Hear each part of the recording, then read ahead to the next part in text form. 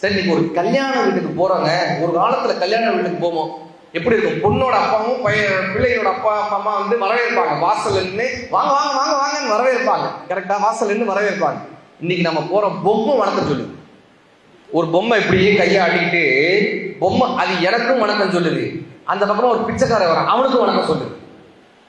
இது யாருக்கு வணக்கம்? அது தாண்டி சார் ஒரு மிஷின் வச்சிருக்காங்க. அந்த காலத்துல என்ன பண்ணுவாங்க, பன்னீர் தெளிக்கிறதுக்குன்னு வாசல்ல 4 பேர் நிப்பாட்டி பன்னீர் தெளிக்க வைப்பாங்க.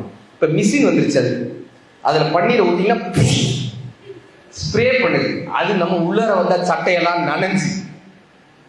இப்போ ஒரு காலகட்டத்தில் நம்ம வீடு அந்த கல்யாண வீட்டுக்கு வந்தா வரவேற்பு, இப்ப ஐயா வந்து ஒவ்வொருத்தரும் வரும்போது வணக்கம் சொல்லி அவங்களும் நினைச்சுருந்தாங்க.